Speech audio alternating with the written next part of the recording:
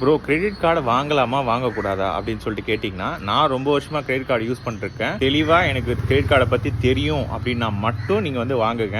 அதில் இருக்கிற சில பெனிஃபிட்ஸை பற்றி நம்ம சொல்லிடலாம். கிரெடிட் கார்டு யூஸ் பண்ணீங்கன்னு வச்சுக்கோங்களேன், நீங்கள் கரெக்டாக வந்து அந்த தேதிக்கு வந்து மாதம் மாதம் ஒரு பில்லிங் டேட்னு ஒன்று வரும். இது ஜென்ரேட் ஆன டேட்டுக்கு அடுத்த மாதம், அதாவது ஒரு 30 நாள் கழிச்சு நீங்கள் கட்டுற மாதிரி வரும். இந்த மாதம் நான் யூஸ் பண்ணதுக்கு அடுத்த மாதம் நான் வந்து பில்லு பண்ணுவேன். பில்லிங் ரொட்டேஷனுக்கு வந்து நம்ம வந்து இது யூஸ் பண்ணிக்கலாம். இன்னொன்று, இந்த கிரெடிட் கார்டை கரெக்டாக கட்டிட்டே வந்தீங்கன்னா பேங்க் சிபில் ஸ்கோர் வந்து அதிகமாக இருக்குன்றதுனால பெரிய அதிக அமௌண்ட், ஒரு பெரிய வீடு வாங்கணும், ஒரு பெரிய கார் வாங்கணும் அப்படின்னா அதுக்காக லோன்ஸ்லாம் வந்து உங்களுக்கு கம்மி இன்ட்ரெஸ்ட்ல வந்து ஆஃபர் பண்ணுவாங்க. ஒரு பேங்க்ல ஒவ்வொரு மாதிரி சொல்லுவாங்க.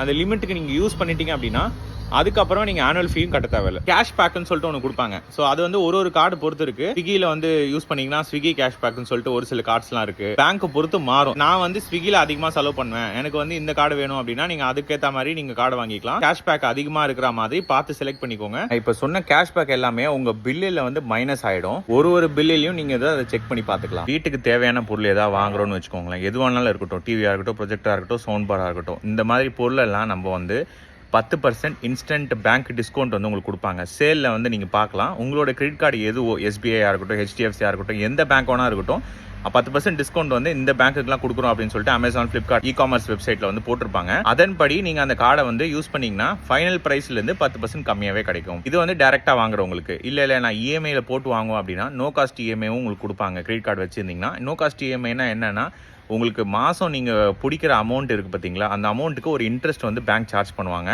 அந்த இன்ட்ரெஸ்ட்டை நீங்கள் ப்ராடக்ட் எப்போ வாங்குறீங்களோ அங்கே வாங்கும் போதே உங்களுக்கு மைனஸ் பண்ணிடுவாங்க. 4000 ரூபாய் மாதம் கட்டுறீங்கன்னு வச்சுக்கோங்களேன், அதில் வந்து ஒரு மாதமும் 700 600 வட்டி போடுவாங்க. அது வந்து 16% ஜென்ரலாக சார்ஜ் பண்ணுறது. ஒரு பேங்க் பொறுத்து மாறும்.